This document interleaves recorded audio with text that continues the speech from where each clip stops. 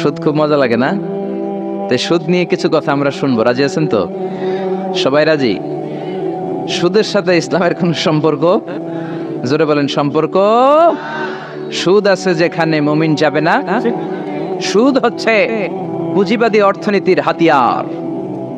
দমন নিপীড়নের মূল মাধ্যম হচ্ছে সুদ। এই সুদের কারণে যারা ধনী এরা শুধু ধনী হতে থাকে, আর যারা গরিব শুধু গরিবই হতে থাকে। ইসলাম চায় না যে রাস্তার এক পাশে পাঁচতলা আরেক পাশে থাকবে গাছতলা। চিল্লা এখন ঠিক কিনা?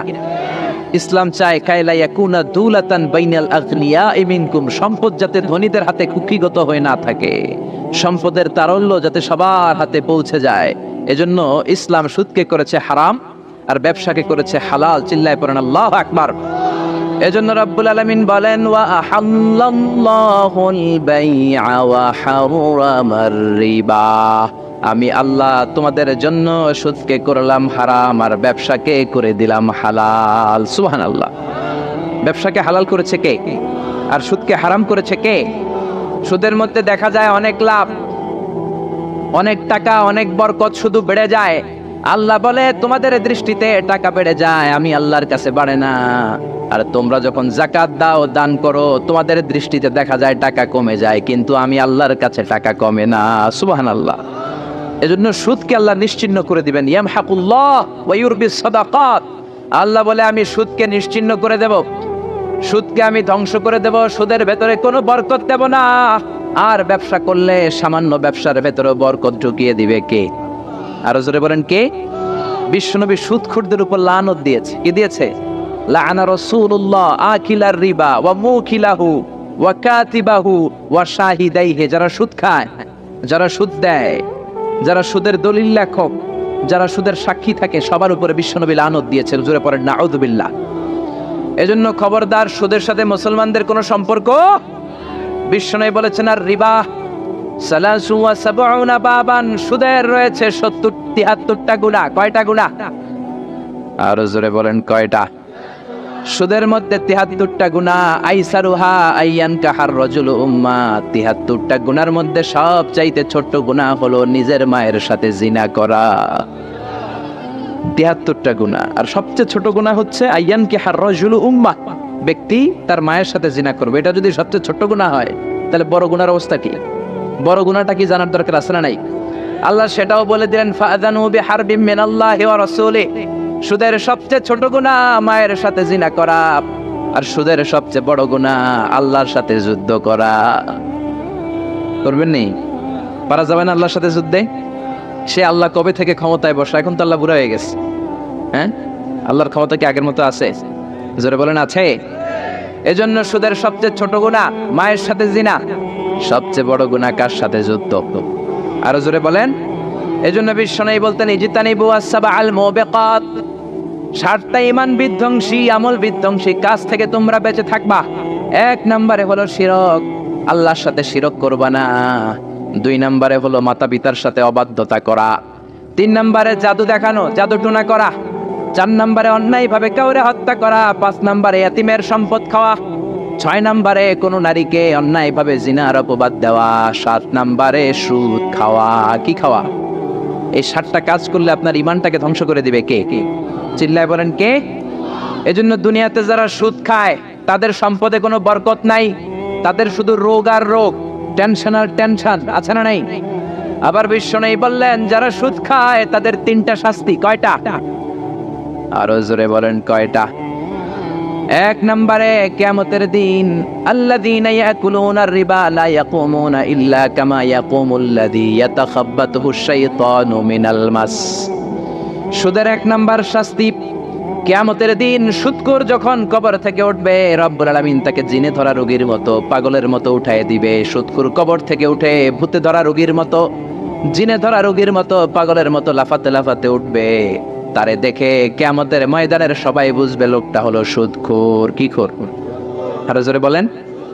এটা হচ্ছে 1 নাম্বার শাস্তি। 2 নাম্বার শাস্তি বিশ্বনবী বললেন, আমি স্বপ্নে দেখলাম কিছু লোকের পেট হচ্ছে বিশাল বড় ঘরের মতো, আর ওই পেটের ভেতরে দেখলাম ভয়ঙ্কর বিষাক্ত সাপ। জিব্রাইল রে বললাম, ও জিব্রাইল, মান হাউলা, এরা কারা? বিশ্বনবী বললেন, হাউলা এই আকালাতুর রিবা, এরা হলো আপনার উম্মতের মধ্য থেকে যারা সুদ খেয়েছে ওই সুদখোর লোকগুলা। পড়েন না আউযুবিল্লাহ। 3 নাম্বার শাস্তি, বিশ্বনবী বলেন যে রাতে আমাকে মেরাজে নেওয়া হলো, রাআইতু লাইলাতা উসরিয়া বি, মেরাজের রাতে আমি দেখলাম রক্তের একটা নদী, ওই নদীর উপর কিছু লোক সাঁতার কাটে। কিসের নদী দেখছেন কোনদিন? রক্তের নদী আমরা কোনদিন দেখেছি? রক্তের একটা নদীর ভেতরে কিছু লোক সাঁতার কাটে। সাঁতার কাটতে কাটতে বাঁচার জন্য যখন পারে আসতে চায়, তীরে আসতে চায়, কিছু ফেরেশতারা অনেক বড় বড় পাথরের খণ্ড নিয়ে বসা, তীরের দিকে আসতে চাইলে প্রচন্ড জোরে পাথর নিক্ষেপ করে তার চেহারার দিকে। পাথরের আঘাতে ওই লোকটার চেহারা ছিন্ন বিচ্ছিন্ন হয়ে যায়। লোকটা চিৎকার করতে করতে আবার রক্তের নদীর মাঝখানে চলে যায়। আবার তীরে আসতে চাইলে আবার পাথর আছে না নাই? জোরে বলেন। বিশ্বনবী বললেন মান হাউলা ইয়া জিবরিল, ও জিব্রাইল এরা কারা? বিশ্বনবী বললেন এরা হলো আপনার সুদখোর উম্মত। এরা কারা? এজন্য সুদ খাওয়া যাবে? জোরে বলেন, সুদ খাওয়া যাবে? খবরদার, সুদ খাওয়া যাবে না। সুদের বিপরীতে আমরা ব্যবসা করব। ব্যবসায় বরকত দিয়েছে কে? বিশ্বনবী বললেন রিজিককে আল্লাহ 10 ভাগ করেছেন, তার 1 ভাগ দিয়েছেন পৃথিবীর অন্যান্য পেশার ভেতরে, আর 9 ভাগ দিয়েছেন ব্যবসার ভেতরে। সুবহানাল্লাহ। রিজিকের 9 ভাগ থাকে ব্যবসার ভেতরে, এজন্য সুদ খাওয়া যাবে না। সুদের সাথে ইসলামের কোনো সম্পর্ক। আমরা ব্যবসা করব। আপনি মুশারাকা সিস্টেমে, মুদারাবা সিস্টেমে, আপনি মুরাবাহা সিস্টেমে ব্যবসা করেন, ওই ব্যবসায় বরকত দিবে কে? জোরে বলেন কে?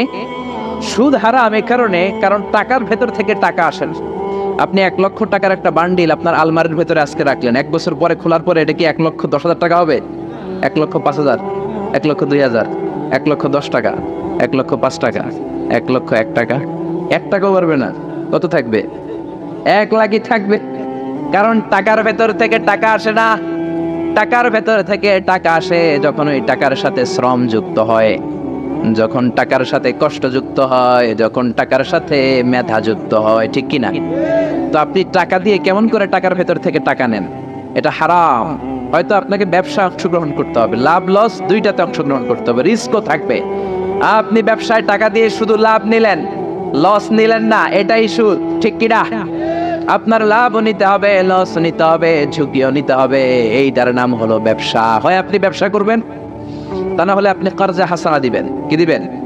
কর্জে হাসানা দিলে ওই ব্যক্তির মর্যাদা বাড়িয়ে দেয় কে? চিল্লায় বলেন কে? 3 সিস্টেমে ব্যবসা করবেন। কয় সিস্টেমে? সবাই বলেন, আরো জোরে বলেন। 1 নাম্বার হচ্ছে মুশারাকা সিস্টেম। মুশারাকা, পার্টনারশিপ। আমি আপনি শেয়ার, 3-4 জন মিলে শেয়ার, আমার টাকা আপনার টাকা, আর দুজনে মিলে ব্যবসা করব। আমার যদি ধরেন 4 লক্ষ টাকা হয়, আপনার যদি 6 লক্ষ টাকা হয়, তাহলে যেই লাভ হবে তার 60% নেবেন আপনি, 40% নেব আমি। লসও যদি হয় 60% আপনার উপর, 40% আমার উপর। এই ব্যবসাকে বৈধ করেছে কে? আরো জোরে বলেন না। 2 নম্বরে হচ্ছে আল মুদারাবা। মুদারাবাও বৈধ। মুদারাবা মানে হচ্ছে আপনার টাকা আমার শ্রম। আল্লাহ আমারে কোনো টাকা দেয় না, আমি মিসকিন, আমি ফকির, আমি দেব শ্রম, আপনি দিবেন টাকা। কত পার্সেন্ট লাভ হলে কে কতটা নিব এটা আমরা ভাগ করে নিব। কিন্তু লস হলে আমার কোনো লস নাই, কারণ আমার শ্রম আপনার টাকা, আমি যে খাটছি এটাই তো আমার লস, ঠিক কিনা? কথা বলেন। আর টাকা যেহেতু আপনার, পুরো লস নেবেন আপনি। এই সিস্টেমও ব্যবসা যায়। 3 নাম্বার হচ্ছে আল মুরাবাহা। বুঝার চেষ্টা করেন। আমার ঘরে ফ্রিজ নাই, ফ্রিজের দাম 1 লক্ষ টাকা। কয় লাখ টাকা? আপনি আমারে বাজার থেকে 1 লক্ষ টাকা দিয়ে একটা ফ্রিজ কিনে আমার কাছে 1,20,000 টাকা বিক্রি করবেন। এটা আমি কিস্তিতে দিব আপনারে, 6 মাসের কিস্তিতে দিব। আপনার লাভ হচ্ছে আপনি 1 লক্ষ টাকা দিয়ে কিনে 1,20,000 বিক্রি করছেন, 20,000 লাভ। আর আমার লাভ হচ্ছে আমার কাছে কোনো টাকা নাই, আমি ফ্রিজের মালিক হয়ে গেলাম, কিস্তিতে দিয়ে 6 মাস পরে আমি টাকাও পূর্ণ করে দিলাম। এটাকে বলে মুরাবাহা। শাহজালাল ইসলামী ব্যাংক, আল রাফা ইসলামী bank, Bangladesh Islamic bank limited, এই 3টার সিস্টেমে আপনাদের সাথে বিজনেস করে। আল মুদারাবা, আল মুশারাকা, আল মুরাবাহা, যেই সিস্টেমে আপনি করেন না কেন এগুলোর কবুল করে নেবে কে?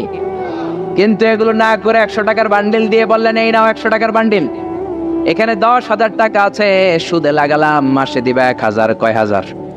আরো জোরে বলেন।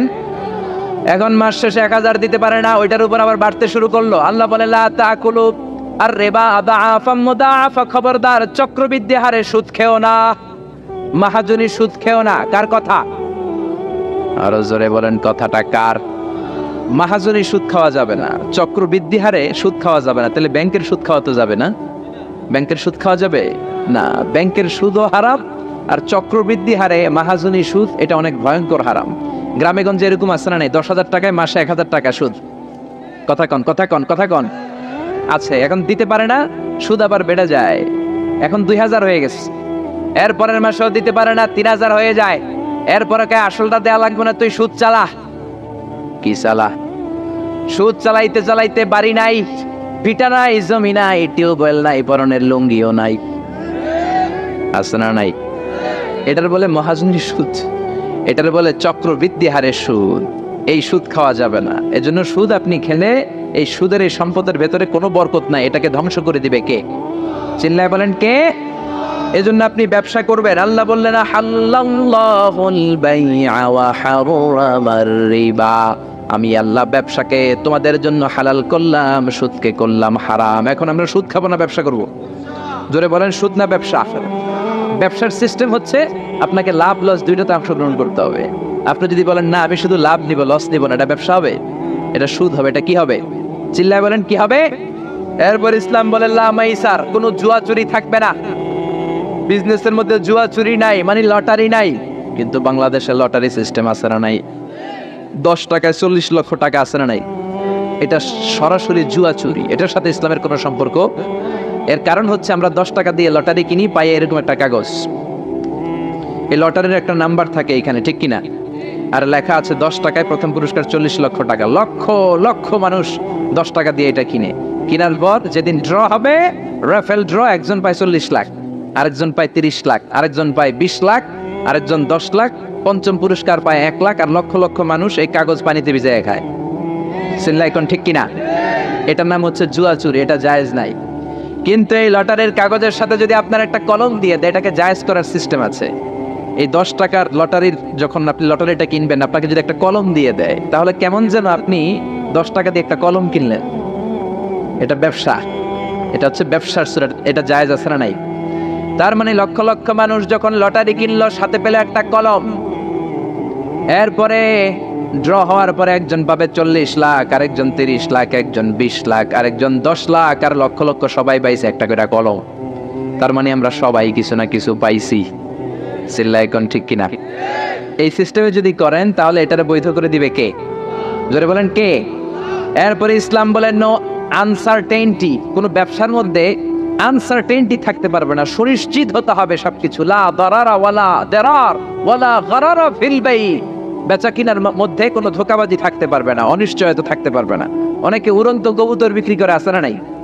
কবুতর যারা পালেন, 10টা কবুতর আছে আপনার, আপনি দেখবেন সারাদিন কবুতর আকাশে উড়ার পরে বিকালে আবার বাসায় চলে আস। আপনি বললেন এই যে 10টা কবুতর আকাশে উড়ে, এই 10টা কবুতর আপনার বিক্রি করে দিলাম, এক একটা 100 টাকা করে, 10টায় কত হয়?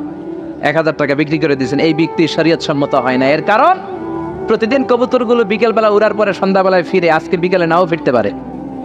যেরকম ঠিক কিনা? আজকে 10টা কবুতর যদি অন্যদিকে চলে যায়, 1000 টাকা নিয়ে কিলাকিলি আছে না নাই? ইসলাম বলে কিলাকিলির কোনো সুযোগ নাই। কবুতরগুলো নামবে, 10টারে তুমি ধরবা, কপস করবা, তার হাতে হ্যান্ড ওভার করবা, তারপরে বিক্রি করবা। এটারে জায়েজ করে দিবে কে? এরপরে পুকুরের মধ্যে মাছ থাকা অবস্থায় কেনা বেচা জায়েজ নাই। এরকম কেনা বেচা বাংলাদেশে আছে না নাই? আন্দাজে মানুষে শখের বসে কিনে ফেলে, পুকুরের মধ্যে বুদবুদ করতেছে, ভাবতেছে হাজার হাজার মাছ কিনছে, 10 লক্ষ টাকা দিয়ে কিনে ফেলছে। কই মাছের পুকুর, উঠায় দেয় 20 কেজি কই আর 50 কেজি কাঁকড়া আর 70 কেজি ব্যাং, আছে না নাই? এরপরে কিলাকিলি আছে না নাই? এজন্য ইসলাম বলে না, কবুতরটা হাতের মধ্যে কপস করার পরে যেমনি বিক্রি করলাম, মাছগুলাও জাল দিয়ে তোলো, তারপরে গনে গনে বিক্রি করো, কবুল করে নেবে কে? গাভীর ওলানের মধ্যে দুধ রেখে বিক্রি করা জায়েজ নাই।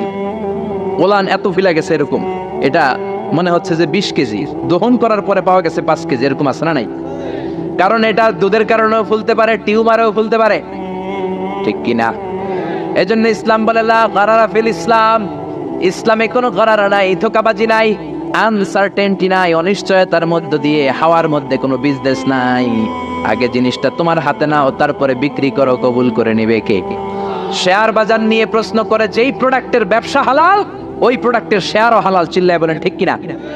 এরপরে বিশ্বনবী বললেন মান গাশশানা ফালাইসা মিন্না, বেচা কিনার মধ্যে যে আমার উম্মতদের মধ্যে যে অন্যকে ধোঁকা দেয়, সে আমার উম্মত হতে পারে ধোঁকাবাজির ব্যবসা বাংলাদেশে আছে না নাই? ফলের দোকানে গেলে দেখবেন চকচকে যেই সাইডটা ওই সাইডটা ক্রেতার দিকে রাখে, পচা জায়গাটা নিচের দিকে রাখে, এরকম ব্যবসায়ী আছে না নাই? বিশ্বনবী মদিনার বাজারে গমের দোকান পরিদর্শন করতে গেলেন, যে দেখলেন গমের স্তূপ। বিশ্বনবী গমের ভেতরে হাত ঢুকায়া দিলেন। উপরে দেখা যায় শুকনা গম, ভিতরে দেখা যায় ভিজা গম। বিশ্বনবী বললেন, মান গশানা ফালাইসা মিন্না, যে আমাদেরকে ধোঁকা দেয় সে আমাদের উম্মত নয়। The person who deceives us is not among আস, যে আমাদেরকে ধোঁকা দেয় সে আমাদের উম্মত হতে পারে। চিল্লায় বলেন উম্মত হতে পারে। এজন্য এই ধোঁকাবাজি করে কোনো ব্যবসা করা যাবে? জোরে বলেন। আর সুদের সাথে আমাদের কোনো সম্পর্ক? চিল্লায় বলেন সম্পর্ক। সুদকে ধ্বংস করে দিবে কে? আর ব্যবসায় বরকত ঢুকিয়ে দিবে কে? বরকতে বিশ্বাস করেন তো? বিশ্বাস করেন? অল্পের ভেতরেও বরকত হতে পারে, হাজার কোটি টাকার মধ্যেও বরকত নাও থাকতে পারে। চিল্লায় বলেন ঠিক কিনা? এজন্য আজ থেকে সুদের সাথে আমাদের কোনো সম্পর্ক নেই। আমরা ব্যবসা করব মুশারাকা সিস্টেমে, মুদারাবা সিস্টেমে, মুরাবাহা সিস্টেমে ব্যবসা করব। অল্প প্রফিট হলেও এটার মধ্যে বরকত দিবে কে? আরো জোরে বলেন কে? আর সুদের ব্যবসা করবেন না তো?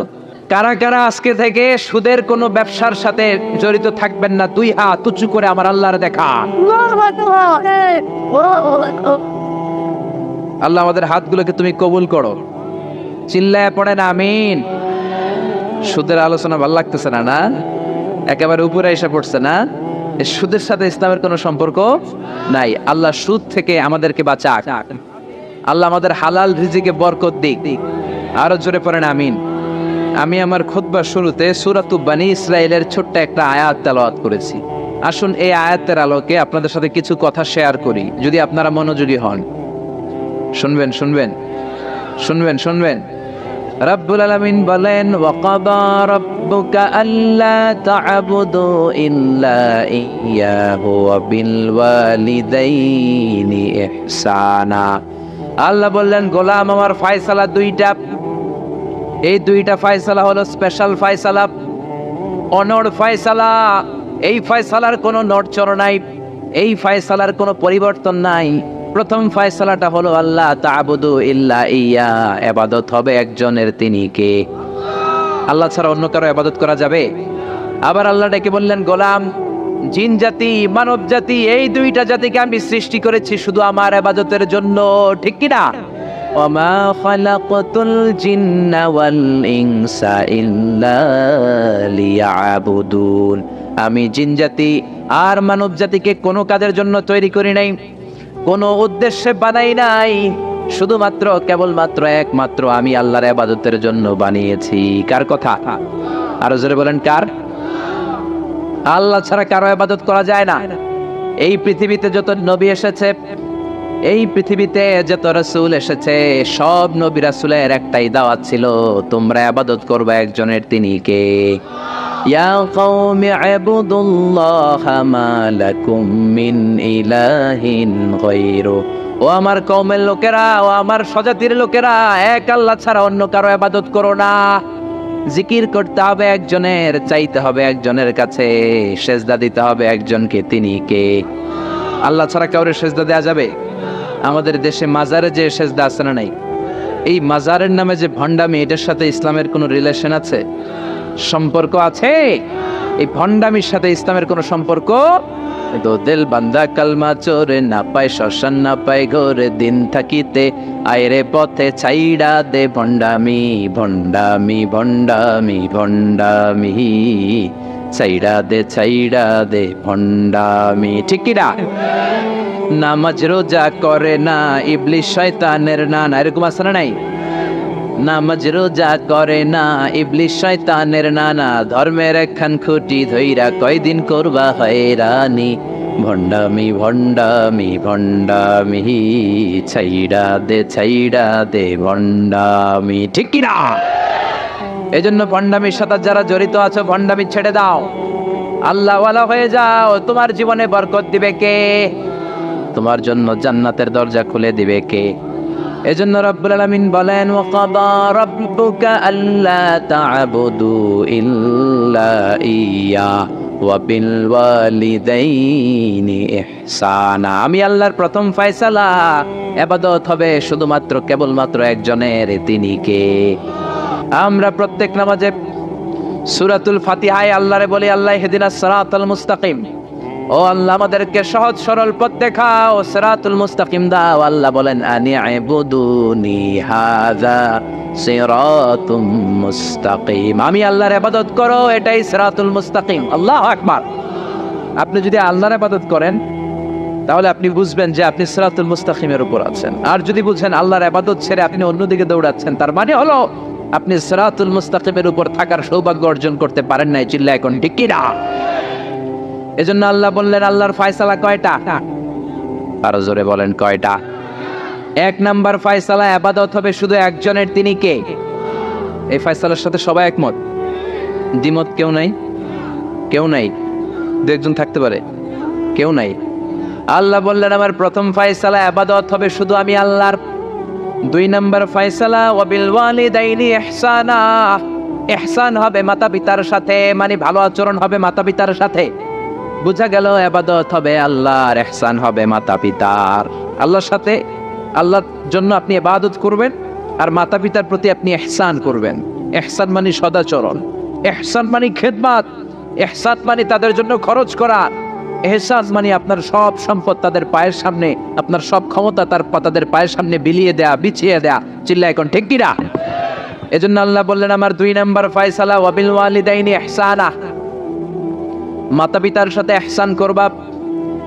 আমরা বললাম আল্লাহ আপনার জন্য ইবাদত হবে, এটা আমরা বুঝলাম, মাতা পিতার সাথে ইহসান কেমন করে হবে এটা আমরা বুঝলাম না। আল্লাহ বললেন ইহসান কাকে বলে যদি না বোঝো তাহলে বুঝে নাও, ইম্মা ইয়াবলুগান্না ইনদাকাল কিবারা আহাদুহুমা আও কিলাহুমা ফালা তাকুল লাহুমা উফ। আল্লাহ নিজেই ইহসানের ব্যাখ্যা দিচ্ছেন। আল্লাহ বললেন ইহসানের প্রথম তাফসীর হলো আব্বা আম্মা একজন কিংবা দুইজন যখন বার্ধক্যে উপনীত হয়ে যায়, যখন বয়সে পৌঁছে যায়, খবরদার তাদের কোনো কাজে তুমি নাক ছিটকাতে পারবা না, তাদের কোনো কাজে নাক ছিটকাতে পারবে না। তাদের কোনে মাঘ মাসের শীতের রাতে বাম পাশটাতেও পেশাব করে ভিজিয়ে দিলাম, আমার মামারে ঘর থেকে বের করে দেয় নাই। আমার মা তার বুকের মাঝখানে রেখে ঘুমাতে শুরু করেছে। মাঘ মাসের শীতের রাত 3টার দিকে পেশাব করে মায়ের বুকটাও আমি ভিজিয়ে দিয়েছি, জামাটাও ভিজিয়ে দিয়েছি। মা 3টার দিকে উঠে নতুন শাড়ি পরে, নতুন জামা পরে, আগের ভিজা পেশাব মাখানো জামাটাকে চেঞ্জ করে আবার আমাকে নিয়ে ঘুমিয়েছে। আমাকে ঘর থেকে বের করেছে নাকি? জোরে বলেন। এজন্য আল্লাহ বুঝাতে চাইলেন গোলাম, ছোট্টবেলা যেমনি কষ্ট দিয়েছো, মা বাবা রেগে যায় নাই, তোরে লাথি মেরে ঘর থেকে তাড়ায় দেয় নাই, তোরে এতিমখানায় দেয় নাই। মা বাবা বয়সে যখন উপনীত হয়ে যায়, বার্ধক্যে যখন পৌঁছে যায়, ওই মা বাবারে খবরদার বৃদ্ধাশ্রমে দিয়ে আসবি না। বৃদ্ধাশ্রম বাংলাদেশে আছে না নাই? ছেলে আমার মস্ত মানুষ, মস্ত অফিসার, মস্ত ফ্ল্যাটে যায় না দেখা এ পারে ও পার, নানান রকম জিনিস আর আসবাব দামি দামি, সবচেয়ে কম দামি ছিলাম একে মাত্র আমি। ছেলের আবার আমার প্রতি অগাধ সম্ভ্রম, আমার ঠিকানা তাই বৃদ্ধাশ্রম। ঠিক কি না? অনেক কপাল পোড়া আছে, ডাকাত আছে, মা বাবা বার্ধক্যে উপনীত হওয়ার পরে তাদের কর্মকাণ্ডে নাক ছিটকায়, ঘরে আর বাবা মারে রাখতে মনে চায় না, বৃদ্ধাশ্রমে রেখে আসে। এরকম ডাকাত আছে রাড়াই। বাবা মারে বৃদ্ধাশ্রমে দেয়া যাবে? চিল্লায় বলেন দেয়া যাবে? যে বেয়াদব গুলো, যে ডাকাত গুলো মার বাবারে বার্ধক্যে উপনীত হলে, বয়স হয়ে গেলে বৃদ্ধাশ্রমে দিয়ে আসে, ওই বেয়াদবটা বুড়া হলে ওর কপালে বৃদ্ধাশ্রম জুটবে না। চিল্লায় এখন ঠিক কিনা? ভাঙ্গা থালা হাতে নিয়ে তুই ভিক্ষা করে খাবি। চিল্লায় এখন ঠিক কিনা? আল্লাহ বললেন আমার দুই নাম্বার ফয়সালা, ওয়াবিল ওয়ালিদাইনি ইহসানা, মাতা পিতার সাথে ইহসান করবা। ইহসানের প্রথম ব্যাখ্যা, ইম্মা ইয়াবলুগান্না ইনদাকাল কিবারা আহাদুহুমা আও কিলাহুমা ফালা তাকুল লাহুমা উফ। মা বাবার একজন কিংবা দুইজন যদি বার্ধক্যে উপনীত হয়ে যায়, খবরদার মা বাবারে বৃদ্ধাশ্রমে দিও না। মা বাবা পেশাব করে দিতে পারে, পায়খানা করে দিতে পারে, তোমাকে যেমনি পরিষ্কার করে আদর যত্ন করেছে তুমিও পরিষ্কার করবা, মা বাবার খেদমত করবা, তোমার জীবনটারে উজালা করে দিবে কে? আল্লাহ বললেন ইহসানের দুই নাম্বার ব্যাখ্যা, ওয়ালা তানহারহুমা, মা বাবারে ধমক দিও না। অনেক বেয়াদব ছেলে মেয়ে আছে, মা বাবার সাথে ছিড়কি দিয়ে কথা বলে, ধমক দিয়ে কথা বলে, এলাকার লোকদের সাথে যখন কথা বলে ভদ্র ভাষায় কথা বলে, ঘরে ঢুকলে মায়ের গালি দেয়, আছে না নাই? বাবারে ডাকে বুড়া, মারে ডাকে বুড়ি, আছে না নাই? তুমি কেমন করে মায়ের বুড়ি ডাকো, বাবারে বুড়া ডাকো? তোমার বাপ মা তো বুড়া হয়েছে তোমার কারণে। তোমারে মানুষ করতে যে তোমার মা বাবা তাদের জীবন যৌবন হারিয়েছে। তোমারে মানুষের মতো মানুষ করতে যে তারা তাদের জমি হারিয়েছে। তোমারে বিদেশ পাঠাতে যে তারা তাদের ভিটেমাটি হারা হয়েছে। যেই বাবা মা তোমার জন্য সব কিছু ছেড়েছে, খবরদার ফালা তানহারহুমা, ওই বাবা মারে ধমক দিবা না। কার কথা? চিল্লায় বলেন কার? এরপর আল্লাহ বললেন ওয়ালা তানহারহুমা ওয়া কুল লাহুমা কওলান কারীমা, তাদেরকে ধমক দিবা না, বরং তাদের সাথে ভালো আচরণ করবা, কোমল ভাষায় কথা বলবা। যত ভদ্রতা তুমি জানো, যত কার্টিসি তুমি জানো, যত সফটনেস তোমার জানা আছে, যত ভদ্রতা তুমি শিখেছো, সব ভদ্রতা তুমি ইউজ করবা তোমার মা বাবার সাথে। যত কোমল ভাষা তুমি জানো, যত শুদ্ধ কথা তুমি জানো, সব তোমার মা বাবার জন্য তুমি ইউজ করবা। চিল্লায় কোন ঠিক কিনা? এরপরে রব্বুল আলামিন বললেন ওয়াখফিদ লাহুমা জানাহায যুল্লি মিনার রাহমাতি ওয়া কুর রাব্বিরহামহুমা কামা রাব্বায়ানি সাগীরা, তাদের জন্য রহমতের ডানা বিছিয়ে দাও। তোমার যত ক্ষমতা আছে মা বাবার পায়ের সামনে ঢেলে দাও, যত অর্থ আছে তাদেরকে তুমি বিলিয়ে দাও। আর বাবা মা একজন কিংবা দুইজন যদি দুনিয়া ছেড়ে বিদায় নেয়, তাদের কবরের সামনে দাঁড়িয়ে চোখের পানি ছেড়ে পড়তে আরম্ভ করে দাও রব্বিরহামহুমা কামা রাব্বায়ানি সাগীরা ওয়া কুর রাব্বিরহামহুমা কামা রাব্বায়ানি সাগীরা। ও আল্লাহ, ছোট্টবেলা বাবা মা যেমনি আমার আদর দিয়ে সোহাগ দিয়ে কাছে টেনে নিয়েছে, কিয়ামতের দিন কবরের ভেতরে তুমিও আমার বাবা মারে আদর করে কাছে টেনে নিও। পড়ে না আমিন? চিল্লায় পড়ে না আমিন? এজন্য ইবাদত হবে একজনের, তিনি কে? আর ইহসান হবে কার সাথে? এজন্য মা বাবার দোয়ার দরকার আছে না নাই? পৃথিবীর যত আল্লাহর ওলি আছে, যত পীর সাহেব আছে, সবাই এই পুরো কোরআন খতম করে যদি একটা গ্লাসের পানির মধ্যে ফু দেয়, আর আপনার আম্মা শুধু বিসমিল্লাহ বলে আরেকটা গ্লাসের পানির ভেতরে ফু দেয়, আল্লাহর কসম আপনার মায়ের দোয়াটা আগে কবুল হয়ে যাবে। এজন্য মা বাবার খেদমত করেন। আপনার বড় পীর সাহেব হলো আপনার বাবা, আপনার বড় পীর সাহেব হলো আপনার মা। দুনিয়ার সবাই দোয়া করলে ওই দোয়া মিস হয়ে যেতে পারে, মা বাবা দোয়া করলে মিস হবে নাকি? হবে? অনেক ডাকাইত আছে দেখবেন মাজারের উপরে মশারি দেয়, আছে না নাই? খুঁজে দেখবেন ওর বাপের মশায় কামড়ায়, ওর মায়ের মশায় কামড়ায়, আর ও বাবার দরবারে যে মাজারে মশারি দিয়ে আসছে, এরকম ডাকাইত আছে না নাই? এজন্য খবরদার, মা বাবার সাথে ইহসান করো। বিশ্বনবী মসজিদে নববীতে মিম্বারের এক তলার মধ্যে পা রাখলেন, আওয়াজ করে বললেন আমিন। দ্বিতীয় তলার ভেতরে পা রাখলেন, আওয়াজ করে বললেন আমিন। তৃতীয় স্টেপে পা রেখে বিশ্বনবী পড়লেন আমিন। সাহাবারা বললেন নবী তিনবার আমিন বললেন, কেন বললেন বুঝলাম না। বিশ্বনবী বললেন প্রথম স্টেপে যখন পা রাখলাম, জিব্রাইল এসে বলল রমজান মাস পাওয়ার পরে রোজা রেখে ইবাদত করে যেই বান্দা গুনাহ মাফ করতে পারে নাই, তার উপরে আল্লাহর লানত। আমি বিশ্বনবী পড়লাম আমিন। দ্বিতীয় স্টেপে পা রাখলাম, জিব্রাইল বলল মাতা পিতা পাওয়ার পরে যারা মাতা পিতার খেদমত করে নিজের জীবনের গুনাহ ঝরাতে পারে নাই, জান্নাত কামাতে পারে নাই, তাদের উপর আল্লাহর লানত। আমি বিশ্বনবী বললাম আমিন। 3 নাম্বার স্টেপে বিশ্বনবী বললেন আমার নাম শোনার পরে আমার যে উম্মত আমার উপর দরুদ পড়লো না, তাদের উপর আল্লাহর লানত। আমি বললাম আমিন। পড়েন সাল্লাল্লাহু আলাইহি ওয়াসাল্লাম, চিৎকার করে পড়েন সাল্লাল্লাহু। এজন্য মাতা পিতার খেদমতের দরকার আছে না নাই?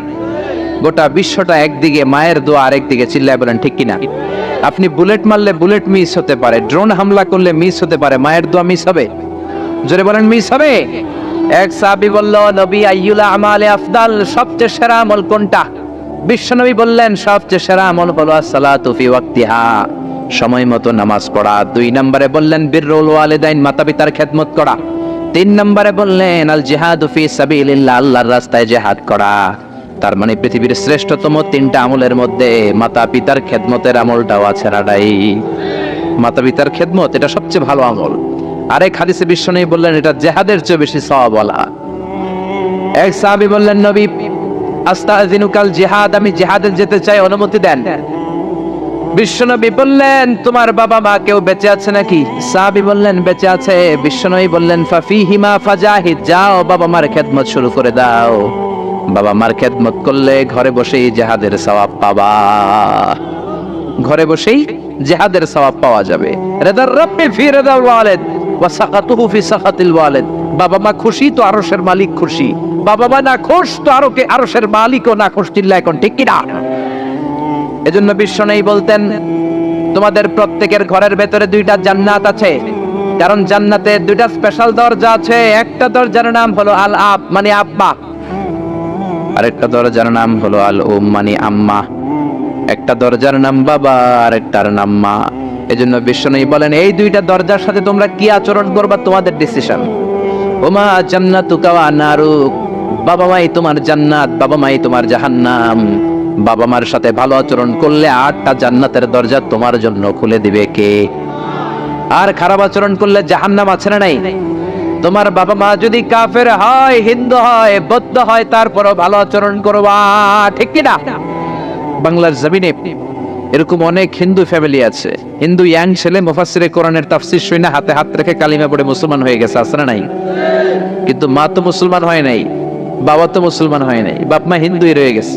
তো বাপ মা হিন্দু, ছেলে মুসলমান, তুমি কি মা বাবার সাথে খারাপ আচরণ করতে পারবা? কথা বলেন। মা বাবা হিন্দু হোক, নাস্তিক হোক, বৌদ্ধ হোক আর খ্রিস্টান হোক, মা বাবার দোয়া নিতে হবে, আশীর্বাদ নিতে হবে। চিল্লা এখন ঠিক কি না?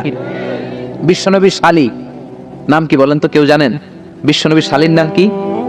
আসমা, মাশাআল্লাহ, আসমা বিনতে আবি বকর বিশ্বনবী শালী। উনি মুসলিমা কিন্তু উনার মা ছিল মুশরিকা। বিশ্বনবীরে বললেন নবী আমি মুসলিমা কিন্তু আমার মা মুশরিকা কাফেরা, এখন আমি কি করব? আমার মায়ের সাথে কি ভালো আচরণ করব নাকি? বিশ্বনবী বললেন খবরদার, মা মুশরিক হোক কাফের হোক তারপরেও তোমার মা, ঠিক কি না? সিলিহা, দোয়া দাও, ভালো আচরণ করো, সম্পর্কটারে মিলায় রাখো, তোমার জান্নাতে ঢুকাই দিবে কে? 3 জিনিসের দিকে তাকালেই সওয়াব। 3টা জিনিসের দিকে তাকানোর সাথে সাথে আপনার আমলনামায় সওয়াব দিবে কে? 1 নম্বর নাযার ইলাল কোরআন, কোরআনের দিকে যখন নজর করে তাকাবেন আপনার আমলনামায় সওয়াব দিবে কে? সুবহানাল্লাহ কইতে মনে চায় না? 2 নম্বরে কাবা, কাবার দিকে তাকালে সওয়াব দেয় কে? 3 নম্বরে নাযার ইলা ওয়াজহিল ওয়ালিদাইন, মাতা পিতার চেহারার দিকে নজর করে তাকালে সওয়াব দেয় কে? এজন্য বিশ্বনবী বললেন সালাসু দাওয়াতিন মুস্তাজাবাত, 3 ব্যক্তির দোয়া কোনোদিন আল্লাহ ফিরায় না।